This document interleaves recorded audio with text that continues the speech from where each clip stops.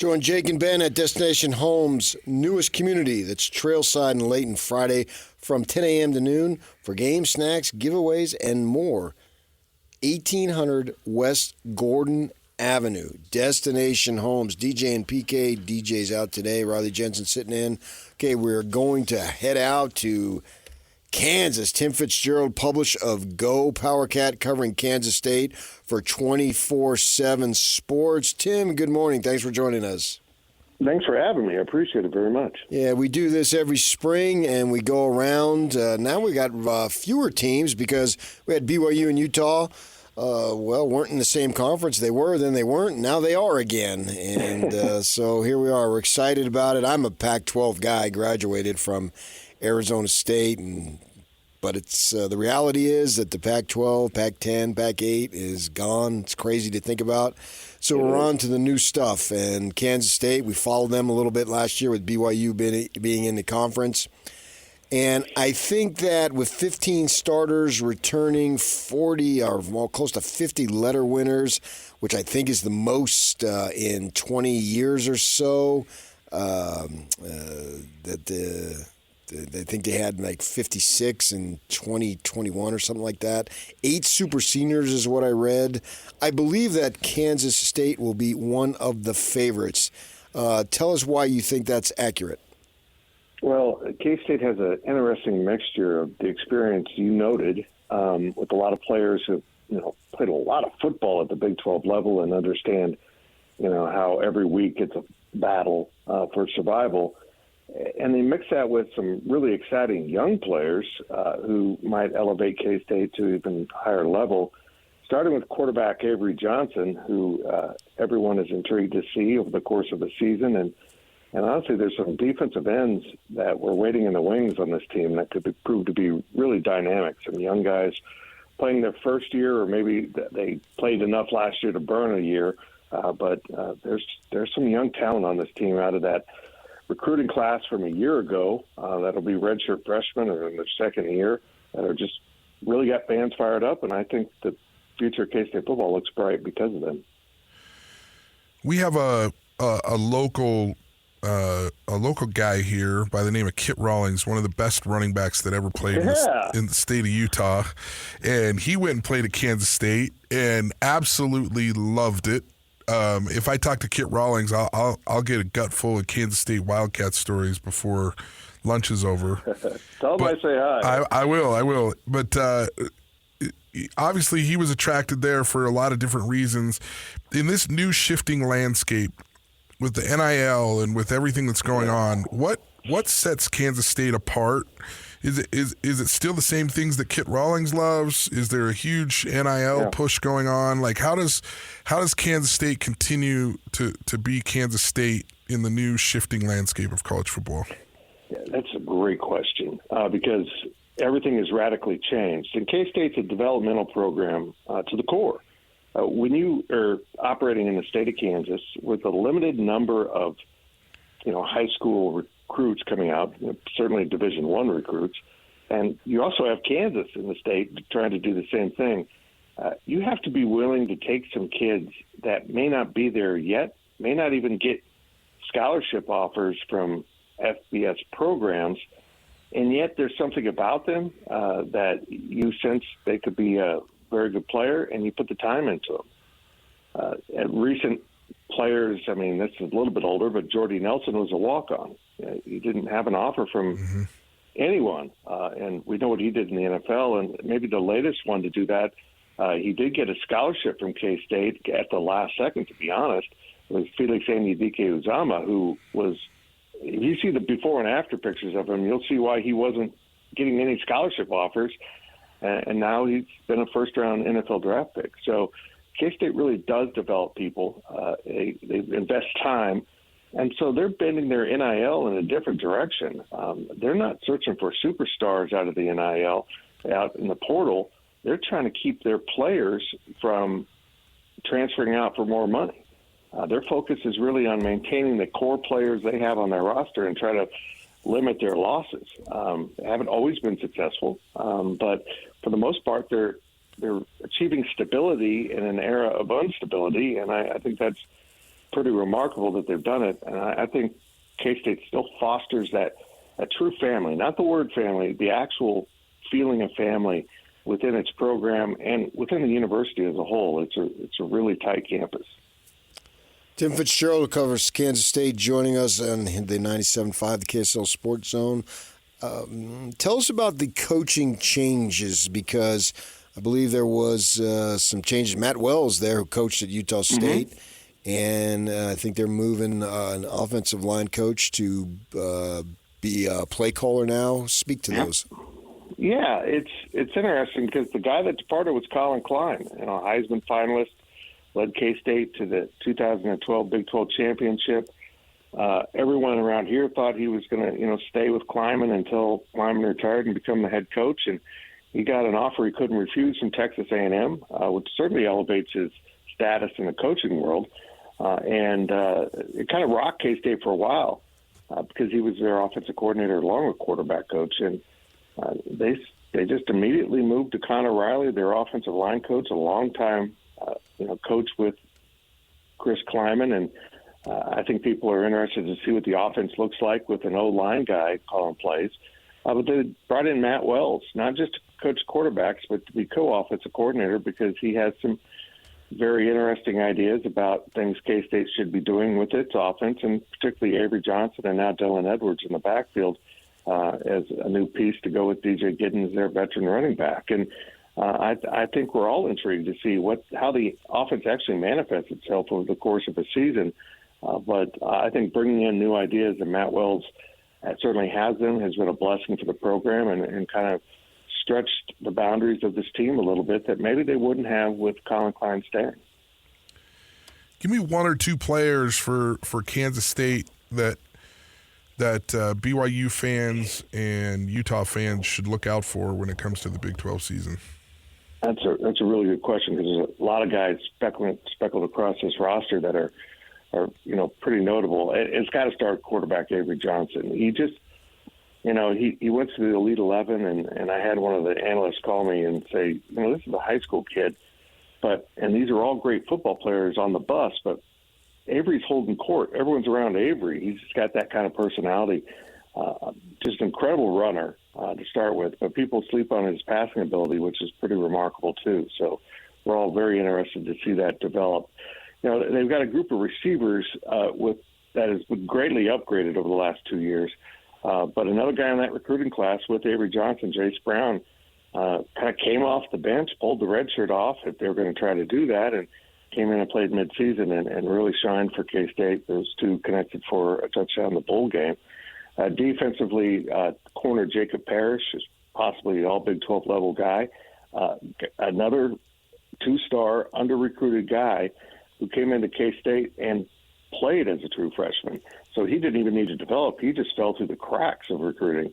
And that's true. Austin Moore, maybe the one main linebacker, is a walk-on. And you've got another linebacker there next to him that was also hardly recruited. K-State signed him out at Topeka, Kansas, and lo and behold, he's playing at a high level. So it's just a really interesting roster. If you want to judge by star ratings, and you can see that done, K-State always is towards the bottom of the Big 12, even the new Big 12.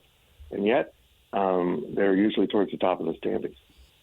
I believe, 4 years ago, maybe 3 years ago, they changed to the 3-3-5 defensively. Yeah. And since then, they've only been giving up about 21.5 points a game. Why has that made such a big difference?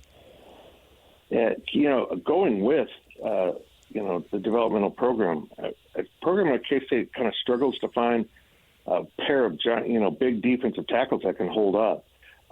So they went to more of a speed lineup, accentuating the type of players they can get. They can get really good safeties and outside linebackers all day long. They put more of those on the field. It does make them a little bit light against the run. And we're going to see some four-man front this year, I think, to try to address that. Because when they went up against a really strong running team, which, let's be honest, there's not that many in the Big 12 to start with, they struggled. But when you got Ollie Gordon at Oklahoma State, who might be, a Heisman guy, you better figure out how to stop the run, or they're going to run over you all day. So that's been the weakness of K-State's defense, and they're working this offseason to try to correct that. You've been covering Kansas State for a long time. What are your predictions for this fall? What are your thoughts? I mean, obviously there's a whole bunch of returners. Yeah. Do you expect them to compete for a championship? You know, I've been telling people I expect Utah and K-State to be in the Big 12 championship. But with that said, the history of the Big 12, and it'll be interesting to see if this holds up with the new schools coming in, because they are impactful to this conference. Honestly, probably much more than last year's four were. And you always get chaos. You always get someone picked towards the bottom that all of a sudden is, you know, forcing their way up into the top and being very competitive. Last year was West Virginia, had an impact on this race and was picked for dead last. So while I say Utah and K-State, we're venturing into a great unknown how this conference will actually look and play out on the field. You know, maybe Utah does dominate in a way we don't expect, or maybe it just stays hyper competitive from top to bottom, and we have a really enjoyable conference race. Tim Fitzgerald, who owns a dog and covers Kansas State for us. If you follow my YouTube channel, they're featured quite a bit because they're in the studio with me. That's fine. One of the things we have out here in Utah is quite common when kids decide to put their athletic careers on hold for a couple years and go serve church missions. Well, lo and behold, man, Kansas State's going to have one. That's out of the blue. Jake Clifton, linebacker, said he will pause his college football career to serve a Latter-day Saint mission. Manhattan, Kansas? I mean, what's going on there? What do you know about that one? You know, it's funny. Jake wasn't a Mormon when he arrived in Manhattan, so you know they taught him the way while he was here. So that caught the coaches a little bit off guard, to be honest. And, yeah, I bet they hadn't really dealt with that, but I think now after you kind of get the shock of it, because it was something brand new that, you know, of course, you guys experience all the time. I think people are really happy for him. I am. I mean, he knows what he wants to do in life, you know, in terms of service, and he's going to do this right now. And I think it's the appropriate time to do this right now because he's got NFL aspirations. Guys, this was going to be the starting middle linebacker for this team. So that's been an area of concern with the transfer portal here in the spring. They found someone out of New Mexico that they like a lot. So it kind of rocked him. Jake's a guy that can play every linebacker position, and it looks like that's his spot. And he's been a really valuable piece of this team for a couple years now. So to suddenly lose him was a little bit shocking. But from Jake's perspective, you go now. I mean, you'll have 2 more years to play football after you come back and are more of a grown man. And then maybe you can find your way to the NFL. But I'm proud of him for making a very adult decision when a lot of college athletes aren't making many adult decisions now. They're making emotional decisions. I'm wondering if they consulted with Matt Wells a little bit. I mean, he's not a member of the faith, but obviously he dealt with it as a player at Utah State and as a coach at Utah State. Yeah, I do wonder. I hadn't actually thought of that, but it caught him a little bed off guard. You know, they were a little bit thin with experience at middle linebacker. They had Jake penciled in there, and lo and behold, they don't have him. So, again, K-State can get outside linebackers, but that middle position has been a problem that they had overcome in the recent years because Daniel Green was there, I mean, forever. I think he was at K-State for 7 years because of all the different things going on. So this is a new thing. They had to go find a frontline middle linebacker. They thought they had it in-house. Now they had to go to the portal, which is something they don't typically have to do to fill a spot, but they did it at that spot. Tim, we appreciate your time. Thank you. Anytime, boys. Thank you very much. Okay, that's Tim Fitzgerald, who covers Kansas State for 24/7 Sports and publisher of GoPowercat. I think Kansas State is going to be a team to be reckoned with. I wouldn't put them specifically as the favorite, but I certainly would put them in the top 4, maybe, going into it. We'll see. We said, what are we here? Just in the beginning of May, so we still have about just over 2 months before they do the media days in Vegas, which they'll have some polls announced at that point. But I think that they're going to have a say in who's going to win, and maybe they can win it. They don't play BYU or Utah. I looked through their schedule. Oh, they do play BYU? I thought I looked through and it didn't. Look again, Riley. Sorry. Yeah. Whoops. So, with the thing about it, this year you don't really have the regular season is nice to win and all, but finishing second and then winning the conference title game, it's still in Dallas at Jerry's World, right? Correct. Yes, Yeah. the AT&T Stadium. Yeah, outside of Dallas, obviously, halfway between there and Fort Worth. That's all you need to do because that's all the Utes did when they went to the Rose Bowl, right? You don't need to win the regular season. And now with the automatic bid to the playoff, it's even less important. I mean, it's still an accomplishment. I don't want to deny it. It's still an accomplishment. You play 9 games, and if you win the thing, you should celebrate and have a flag and have a party or whatever you want to do. But they just have to finish second. So that opens it up for them. Obviously, it opens up to more opportunity.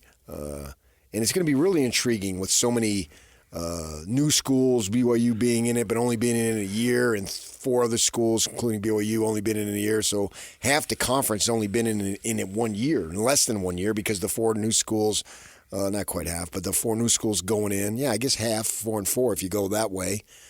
4 new schools coming in this year. It's crazy. So much change. And it's like what Kyle Whittingham says about the NIL. If you don't embrace it, you're going to lose out. So if you don't embrace this change, you're the ones going to be suffering. It stinks that the Pac-12 is gone, but hey. Here we go. So be it, and embrace it. And I think once we get to the season, we'll be excited about it. Play because it's fresh, it's new. You got new schools that you're playing, right? When's the last time BYU's played Kansas State? Was it in a bowl game? Yeah, I think it's 96 in that Cotton Bowl. Yeah, right.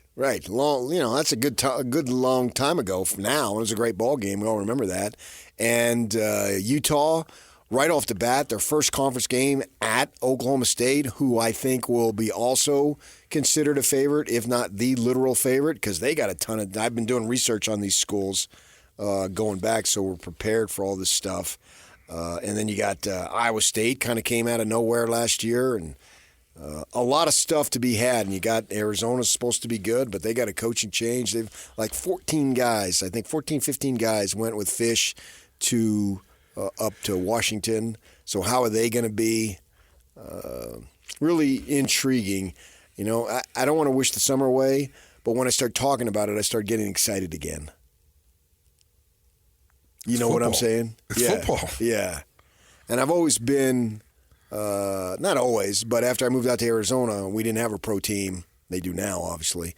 So that's when I really got into college. I didn't get into college football. That's because you're back east. Yeah. It was it's all pros. about the pros. It is. It's dominant. The NFC East was like, that was it. That was such a big deal. Philly and New York, and 2 teams in New York and Philly, and you just everything was about the pros. I really didn't get into college football until I was out of college, interestingly enough. Really? Yeah. I moved to L.A., and I'm working for a suburban newspaper there, and that was a bunch of guys in the sports department were big college fans. They thought, what about my college? And then lo and behold, the first year I'm there, the Devils win the conference and go to the Rose Bowl. So then I'm strutting around like a big old bird with its feathers. Look at my school, But when I was in Arizona, everybody rooted for them. So I didn't really, I wasn't really that big of a college football fan. I mean, I paid attention, but the fandom didn't kick in until I left, and then I was the lone guy.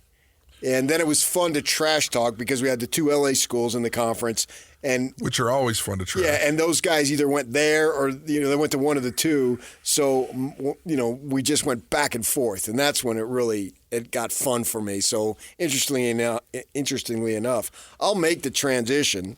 A part of me is sad, but I'll make the transition when we get going.